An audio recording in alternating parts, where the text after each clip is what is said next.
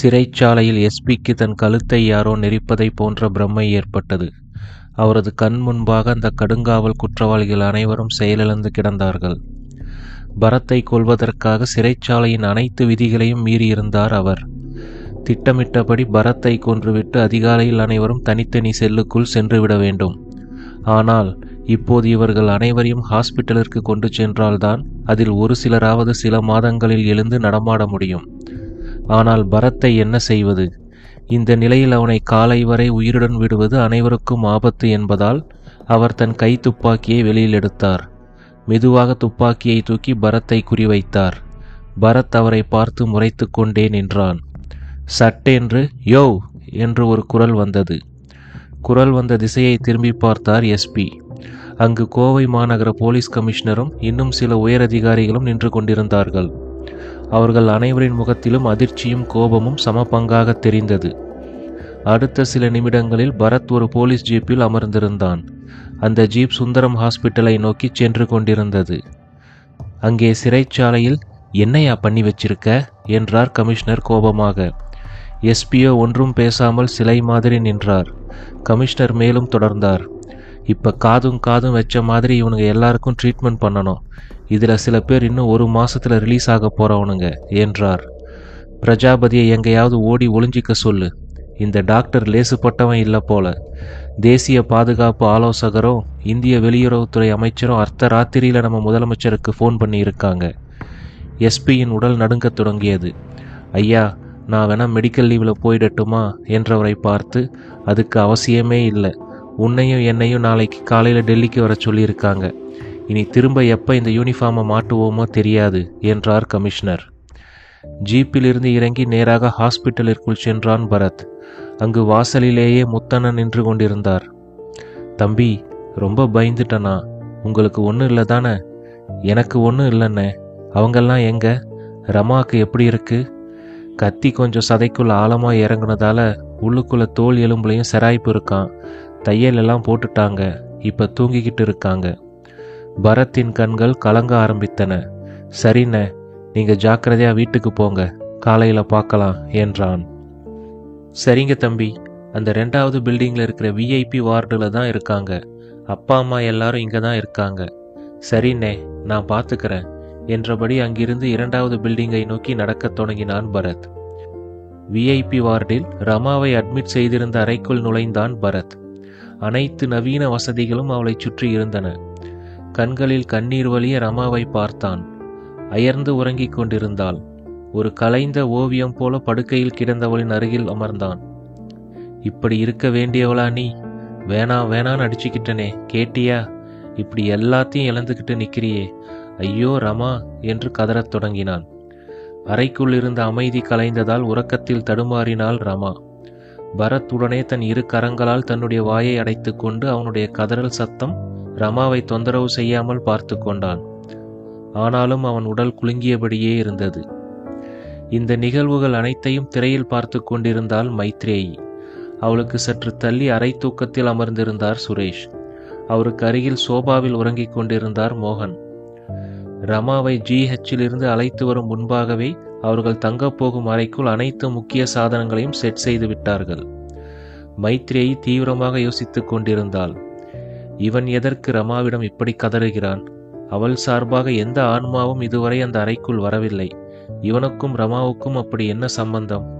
அவன் முக பாவனையை பார்த்தால் அவளை பெற்ற தாய்க்கு சமமாக பாவிப்பது போல தெரிகிறது. மைத்ரேயிக்கு தலை வலிப்பது போல இருந்தது. சரி, கொஞ்சம் ஓய்வெடுக்கலாம் என்று அங்கு தனியாக இருந்த ஒரு சிறிய அறைக்குள் போய் படுத்தாள்.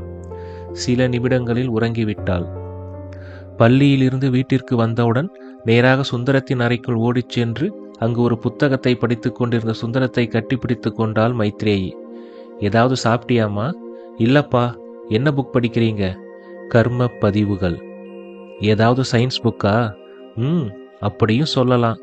நான் படிச்சா எனக்கு புரியுமாப்பா? இப்போ உனக்கு புரியாதுடா. ஆனா நீ இன்னும் பெரிய பொண்ணா வளர்ந்து பெரிய படிப்பெல்லாம் படிச்சப்புறம் இதெல்லாம் சுலபமா உனக்கு புரியும். எதுப்பா இருக்கிறதுலே ரொம்ப கஷ்டமான சப்ஜெக்ட்? மனுஷங்களோட மனசுதாம்மா. அதை புரிஞ்சுக்கிட்டு அதுக்கு தகுந்த மாதிரி நடந்துக்கிறது தான் இந்த உலகத்திலேயே கஷ்டமான காரியம். மைத்ரேயி சுந்தரத்திடம் பேசிக் கொண்டிருக்கும் போதே அந்த அறைக்குள் வந்த ரமணியம்மா மைத்ரேயின் கையை பிடித்து இழுத்து கீழே தள்ளினார். அம்மா என்று அலறியபடி தரையில் விழுந்தாள் மைத்ரேயி. திடுக்கிட்டு கண் விழித்தாள் மைத்ரேயி. சுற்றி முற்றும் பார்த்தாள். சில வினாடிகளில் தான் கண்டது ஒரு கனவு என்பதை புரிந்து கொண்டாள். மெதுவாக எழுந்து அறையை விட்டு வெளியில் வந்தவள் அங்கிருந்த ரெஃப்ரிஜரேட்டரை திறந்து ஒரு தண்ணீர் பாட்டிலை எடுத்து சில்லென்று சிறிது தண்ணீர் குடித்தாள். அந்த அறையில் சுரேஷும் மோகனும் ஒரே சோஃபாவில் ஆளுக்கு ஒரு பக்கத்தில் அமர்ந்து தூங்கிக் கொண்டிருந்தார்கள். சற்றென்று கனவில் சுந்தரம் படித்துக் கொண்டிருந்த புத்தகத்தின் பெயர் நினைவுக்கு வந்தது. கர்ம பதிவுகள். மோகனின் அருகில் இருந்த கார் சாவியை எடுத்துக்கொண்டு ஹாஸ்பிட்டல் கார் பார்க்கிங் ஏரியாவிற்கு சென்றாள். மோகனின் காரை எடுத்துக்கொண்டு வீட்டிற்கு போகும் பாதையில் பயணிக்கத் தொடங்கினாள். ரமாவிற்கு தேவையான துணிகளை எடுத்து வருவதற்கு பிரணவ் செல்லும் போது அவனை தனியாக அனுப்ப மனமில்லாமல் பரத் அவனுடன் சென்றான். செல்லும் வழியில் ஒரு டீ கடையில் பைக்கை நிறுத்தச் சொல்லி இருவரும் டீ குடித்தனர். பரத் வழக்கம் போல ஒரு சிகரெட்டை பற்ற வைத்தான். சார், அன்னைக்கு சிகரெட் குடிக்க மாட்டோம்னு சத்தியம் செஞ்சோமே, மறந்துட்டீங்களா? பிரணவ், எங்க அம்மா கிட்ட சத்தியம் செஞ்சது நீதான், நான் இல்லை என்றான் பரத் சிரித்து கொண்டே. என்னமோ சார், அன்னைக்கு சுபாமா கிட்ட சத்தியம் செஞ்சதுலேருந்து நான் ஸ்மோக் பண்ணுறதே இல்லை. நான் சிகரெட் பிடிச்சு கிட்டத்தட்ட 1 வாரம் ஆச்சு தெரியுங்களா? நேற்று நைட் ஸ்ரீதரன் சார் கூட கம்பல் பண்ணாரு. என்னமோ எனக்கு அந்த எண்ணமே வரலை. குட் ஃபார் யூ என்று சிரித்தான் பரத். சார், எப்படி நீங்களும் ஸ்ரீதரன் சாரும் இவ்வளோ ஃப்ரெண்ட்லியாக இருக்கிறீங்க என்று கேட்ட பிரணவின் முகத்தில் இருந்த ஏக்கத்தை புரிந்து கொண்டான் பரத். அது என்னமோ அப்படித்தான் என்று அந்த கேள்விக்கு பட்டும் படாமலும் பதில் சொன்னான். சார், ஒரு ரெக்வெஸ்ட். சொல்லு பிரணவ். உங்களோட இந்த வேகனார் கருப்பு கலர் கார் பழைய மாடல் தானே? அது உங்களுக்கு விற்கணும்னு ஐடியா வந்தா அதை நானே வாங்கிக்கிறேன். ஏன் பிரணவ், வேணும்னா புது மாடல் வாங்கிக்கலாமே. இல்லை சார், நான் எங்கள் அம்மா வயிற்றில் இருக்கும்போது எங்கள் அப்பா அந்த கார் வாங்கணும்னு அடிக்கடி சொல்வாராம். எங்கள் அம்மா இப்போ கூட அந்த மாடல் காரை எங்கள் ரோட்டில் பார்த்தாலும் கொஞ்ச நேரம் உத்து பார்ப்பாங்க. அதனால தான் கேட்டேன். அதுக்கு என்ன, தாராளமா என்றபடி பைக்கை ஸ்டார்ட் செய்து அமர்ந்தான் பரத். சிறிது தூரம் சென்றவுடன் பரத்தின் கண்களில் வந்த கண்ணீர் அவனுக்கு பின் சீட்டில் அமர்ந்திருந்த பிரணவின் முகத்தில் விழுந்தது. என்ன சார், எதிர்காத்து வேகமா இருக்கா என்றான் பிரணவ். ஆமாம் என்பது போல தலையாட்டினான் பரத். நள்ளிரவில் இருந்து டாக்டர் சுந்தரத்தின் அறையை அக்குவேறு ஆணிவேராக அலசிக் கொண்டிருந்தாள் மைத்ரேயி. அவள் எண்ணமும் செயலும் எப்படியாவது அந்த கர்ம பதிவுகள் புத்தகத்தை கண்டுபிடித்து விட வேண்டும் என்பதிலேயே இருந்தது. டாக்டர் சுந்தர மகாலிங்கத்தின் தனியறையில் கிட்டத்தட்ட 1000க்கும் மேற்பட்ட புத்தகங்கள் இருந்தன. ஒவ்வொரு புத்தகமாக எடுத்து பார்த்துவிட்டு எடுத்த புத்தகத்தை அதே இடத்தில் மீண்டும் வைத்தாள் மைத்ரேயி. ஏனென்றால் அருகில் இருந்த அறைக்குள் ரமணியம்மா மருத்துவ படுக்கையில் இருந்தார். சுந்தரம் அங்கேயேதான் உலாவிக் கொண்டிருக்கிறார் என்பது அவளுக்கு சற்று அசௌகரியத்தை கொடுத்தது. சிறிது நேரத்தில் மோகனின் மனைவி சண்மதி காஃபி டம்ளருடன் அங்கு வந்தாள். மைத்து, இந்தா இந்த காஃபியை குடிச்சிட்டு அப்புறமா தேடு. உங்க அண்ணா ஹாஸ்பிட்டல் பூரா உன்னை தேடிட்டு எனக்கு ஃபோன் பண்ணாரு. இப்ப வீட்டுக்கு தான் வந்துகிட்டு இருக்காரு. தேங்க்ஸ் அண்ணி என்றபடி சண்மதியின் கையில் இருந்த காஃபி டம்ளரை வாங்கி கொண்டாள். ஒரே மூச்சில் அதை குடித்துவிட்டு மீண்டும் தன் தேடுதல் வேட்டையை தொடங்கினாள். அனைத்து அலமாரிகளிலும் தேடி பார்த்து விட்டாள். கடைசி அலமாரி மட்டும்தான் பாக்கி இருந்தது. மைத்ரேயி, என்ன நீ பாட்டுக்கு சொல்லாம கொள்ளாம வந்துட்ட என்று கோபமாக கேட்டபடி உள்ளே வந்தார் மோகன். இரவு கனவில் நடந்த விவரங்களை அவரிடம் சொன்னாள் மைத்ரேயி. என்னம்மா, ஜஸ்ட் ட்ரீம் தானே என்றவரிடம், இல்லண்ணா, அது உண்மையிலேயே நடந்த ஒரு நிகழ்வு. ஆனா இத்தனை வருஷமா அது எனக்கு ஞாபகத்துக்கு வந்ததே இல்லை. ஒரு விஷயத்துல நாம தீவிரமா இறங்கிட்டு அதுல தடுமாறுனா நம்முடைய சப்கான்சியஸ் மைண்ட் ஏதாவது ஒரு வகையில நமக்கு உதவி செய்ய முயற்சி பண்ணும். நான் கண்ட கனவும் அப்படித்தான். அதனால தான் அந்த புத்தகத்தை தேடிக்கிட்டு இருக்கிறேன். அதுல கண்டிப்பா ஏதோ ஒரு விஷயம் இருக்கு என்றாள் மைத்ரேயி. மோகனும் மைத்ரேயினுடைய தேடுதல் வேட்டைக்கு உதவினார். 1 மணி நேரத்திற்கு பின்பும் அவர்களுக்கு அந்த புத்தகம் கிடைக்கவில்லை. ஆமா, அது தமிழ் புக்கா? நல்லா தெரியுமா? எதுக்கு நான் அப்படி கேட்குற? இல்லை, நீ சொன்னதை வச்சு பார்த்தா அப்போ நீ ரொம்ப சின்ன பொண்ணு. உனக்கு புரியணும்னு அப்பா அந்த புக்கோட பேரை தமிழில் சொல்லியிருக்கலாம் இல்லையா? சூப்பர். உனக்குள்ளேயும் டாக்டர் சுந்தர மகாலிங்கத்தோட ஜீன்ஸ் அப்பப்போ வேலை செஞ்சுக்கிட்டு தான் இருக்குது என்று மீண்டும் தேடுதலை ஆரம்பிக்க சென்றவளின் கையை பிடித்து தடுத்தார் மோகன். முதல்ல கொஞ்சம் சாப்பிடு, அப்புறம்தான் இந்த புக்கை தேடுறது எல்லாமே.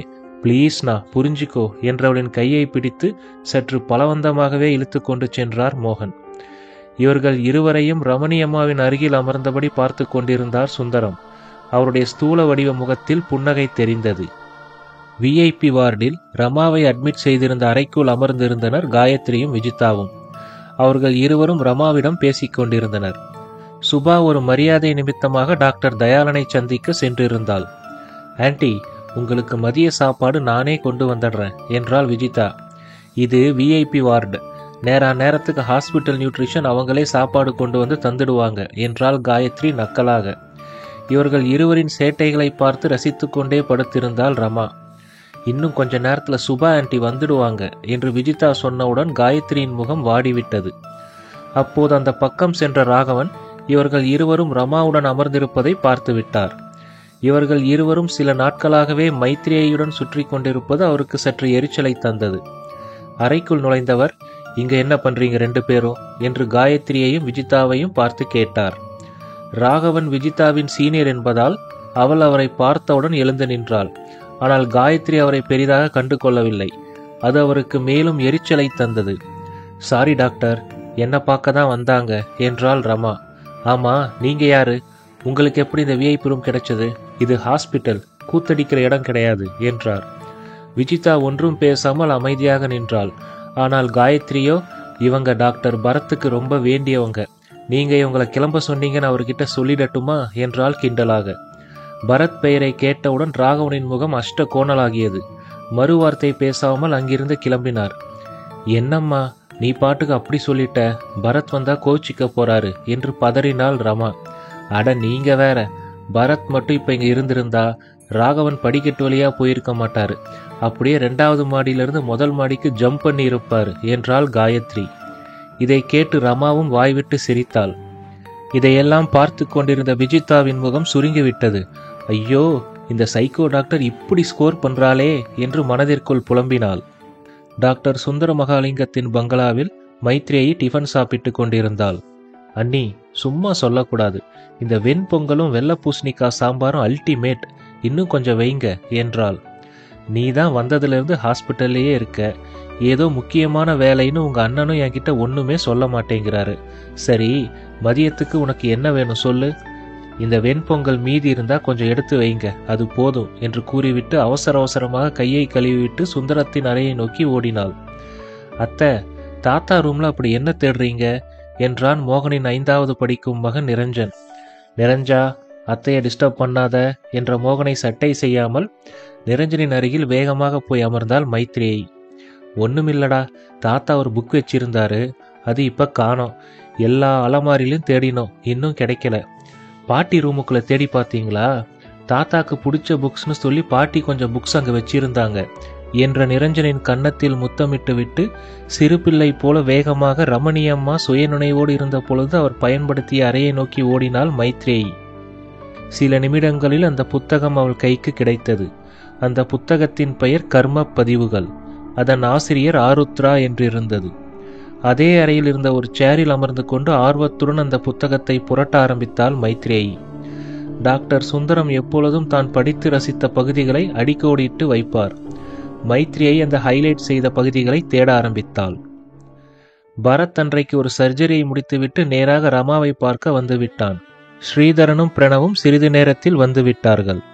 ரமாவை டிரெஸ்ஸிங் செய்வதற்காக சுபா அழைத்து சென்று விட்டு அப்பொழுதுதான் அவர்கள் இருவரும் உள்ளே நுழைந்தார்கள். அறைக்குள் சாப்பாடு கேரியர் இருந்ததை பார்த்த சுபா, அண்ணம்மா வந்திருக்கா என்றாள். ஆமா, இங்க ஜெனரல் வார்டில் அவங்க சொந்தக்காரங்க யாரோ இருக்காங்களாம், போய் பார்த்துட்டு வரேன்னு போயிருக்காங்க என்றான் பரத். நீ சாப்பிட்றியா என்று கேட்ட சுபாவை பார்த்து, சர்ஜரி அட்டன் பண்ண, அப்புறமா சாப்பிட்றேன் என்றான் பரத். சாப்பாடு கேரியரை திறந்தாள் சுபா. 4 பேர் சாப்பிடக்கூடிய அளவிற்கு சமைத்து கொண்டு வந்திருந்தாள் அண்ணம்மா. ஒரு பெரிய தட்டில் சோற்றை கொட்டி குழம்பு ஊற்றி பிசைந்து ரமாவிடம் கொடுத்தாள் சுபா. ரமா சாப்பிடுவதற்கு சிரமப்படுவதை பார்த்து ஒரு உருண்டையை உருட்டி கையை நீட்டுங்க என்றாள் சுபா. ரமா கண்கள் கலங்கியபடி கையை நீட்டினாள். ஒரு உருண்டையை அவளுடைய கையில் வைத்தாள் சுபா. ஒரு வாய் சாப்பிட்ட ரமாவின் கண்கள் தானாக பிரணவை பார்த்தது. அவளுடைய எண்ணத்தை புரிந்து கொண்ட சுபா பிரணவை பார்த்து, இந்தா நீயும் சாப்பிடு என்றாள். இல்லம்மா, இன்னைக்கு சார் கூட ஃபேக்டரிக்கு போயிட்டு வந்தேன், கையெல்லாம் நல்லா வாஷ் பண்ணணும் என்றான் பிரணவ். ஓஹோ, ஐயா எங்கள் ஃபேக்ட்ரியில் சேர்ந்துட்டீங்களா? ரொம்ப சந்தோஷம். இங்க வா, அப்படியே ஆக்காட்டு என்றாள் சுபா. பிரணவ் மறுக்காமல் வாய் திறந்து வாங்கி கொண்டான். இங்க பக்கத்துல வந்து உட்காரு என்று பிரணவின் ஒரு கையை பிடித்து இழுத்து அருகில் அமர வைத்தாள் சுபா. ரமாவின் கையில் சில உருண்டைகளை வைத்தவள் பிரணவிற்கு சில உருண்டைகளை ஊட்டிவிட்டாள். அப்போது அறைக்குள் தயங்கியபடியே வந்தாள் காயத்ரி. அவளை லேசாக முறைத்து கொண்டே, நீ சாப்பிட்டாச்சா என்றாள் சுபா. அவள் இல்லை என்பது போல தலையாட்ட, பக்கத்துல வா என்று உரிமையுடன் அழைத்து அமர வைத்து அவளுக்கும் ஊட்டிவிட ஆரம்பித்தாள். காயத்ரியின் கண்களில் கண்ணீர் தானாக வந்தது. அவளுடைய மனது, ஐயோ, அன்பிற்கு வஞ்சனை இல்லாத இவர்களை வேண்டாம் என்று சொல்லிவிட்டோமே என்று தவித்தது. போச்சு போச்சு, எல்லாமே போச்சு, அடியே சைக்காலஜி படித்த சைக்கோ என்று மனதிற்குள் தவித்தபடி செய்வதறியாது கதவிற்கு அருகில் நின்று கொண்டிருந்தாள் விஜிதா. விஜிதாவின் முகத்தை வைத்தே அவளின் தவிப்பை புரிந்து கொண்டு சிரித்தான் பரத். பிறகு சுபாவை பார்த்து, அம்மா, விஜிக்கும் கொஞ்சம் கொடுங்க, அவங்களும் என் கூட தான் சர்ஜரிக்கு ஹெல்ப் பண்ணிக்கிட்டு இருந்தாங்க, விஜி பசி தாங்க மாட்டாங்க என்றான். உடனே சுபா விஜிதாவையும் அருகில் அழைத்து ஊட்டிவிட்டாள். விஜிதா பரத்தை காதலுடன் ஒரு பார்வை பார்த்தாள். பரத் சிரித்து கொண்டே அவளை பார்த்தான். ஆனால் அவன் கண்களில் கனிவு மட்டுமே இருந்தது. அப்போது உள்ளே நுழைந்த அண்ணம்மா, அட, இங்க இருக்கீங்களா? எல்லா ரூமும் ஒரே மாதிரி இருக்கா, அதனால கொஞ்சம் தடுமாறிட்டேன். பரத் தம்பி, அந்த அட்டண்டர் என்ன உள்ள விட மாட்டேன்னு சொல்லிட்டான். உன் பேரை சொன்னனா அவனே பயந்து போய் என்னை இங்க கூட்டிக்கிட்டு வந்து விட்டுட்டான் என்றாள் அண்ணம்மா. இது எங்க அண்ணம்மா என்று ரமாவிடம் அண்ணம்மாவை அறிமுகம் செய்தாள் சுபா. அண்ணம்மா ரமாவை உற்று பார்த்தாள். அவளுக்கும் ரமாவை ஏற்கனவே பார்த்த ஞாபகம் இருந்தது. சட்டென்று அண்ணம்மாவின் முகத்தில் ஒரு ஆச்சரிய புன்னகை பூத்தது. சுபாமா, இவங்க யாருன்னு உங்களுக்கு தெரியலையா? நம்ம பரத் தம்பி சின்ன பையனா இருந்தப்ப 2 வாட்டி காணாம போச்சு தானே, அப்ப இந்த அம்மா தான் கொண்டு வந்து விட்டுட்டு போனாங்க என்றாள்.